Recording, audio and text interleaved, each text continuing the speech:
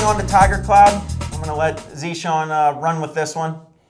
So we have our TigerCloud Pro. So we're going to have two versions of TigerCloud, where one will be where it's a single storage node and you can have multiple CPU nodes.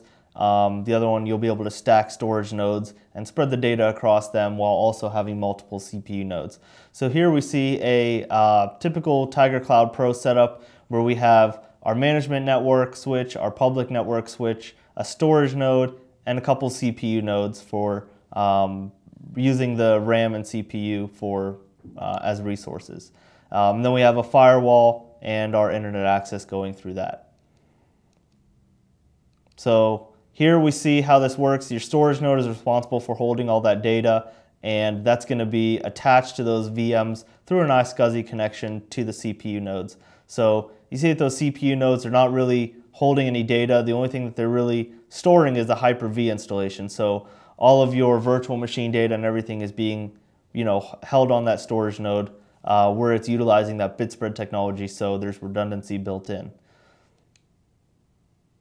So your server VMs are actually held down here, as we see, and we can lose a couple disks on there. We can lose an entire CPU node, and again, it doesn't affect anything. We can just point those VMs to a different target so that you can utilize the CPU nodes and still be up and running.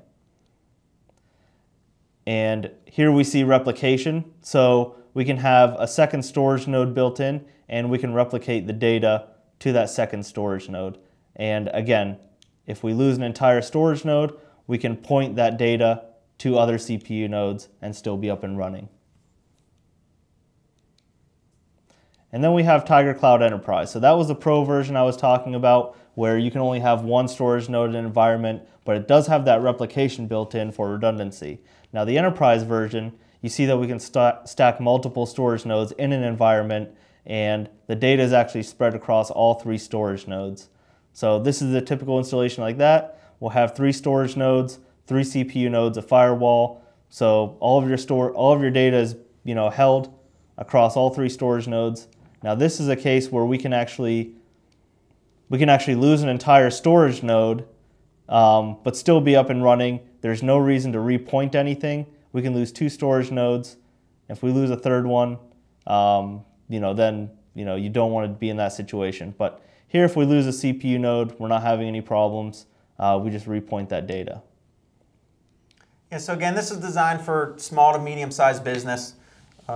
With the Enterprise version, we can scale that all the way out to 40 terabytes. It is 100% Intel based. You see a little bit of what the guts look like here. Western Digital drives, 8 gig of memory. And when we look at the storage pricing, the storage nodes for that Pro model start at $39.95. That's again Intel, up to 3.5 terabytes.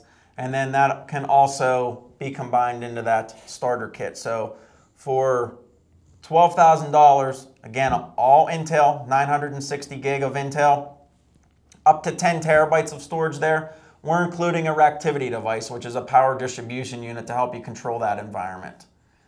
So we talk about options on the processing nodes, the CPU nodes. Again, working very closely with Intel. $14.95 is going to give you a 4-core CPU node with 32 gig of memory.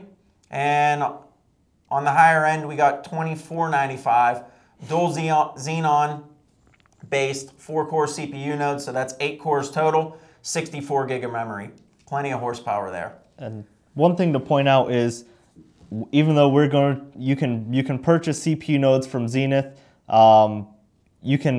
we also have software so that you can use your own CPU node. So there are going to be certain requirements that you have to meet, but you can go out, buy a Dell server, an HP server, and you just install this agent on there. And with Hyper-V, obviously, you're going to install Hyper-V Core on it. You put our agent on there, and it'll be brought into the TigerCloud environment as a CPU node. So Zeshan and I are fortunate enough to be working with some of the partners through the beta test that we had going on. You'll see here that the early release here it's available. We're moving into July here, so we're going to get that general availability release. It is just right around the corner.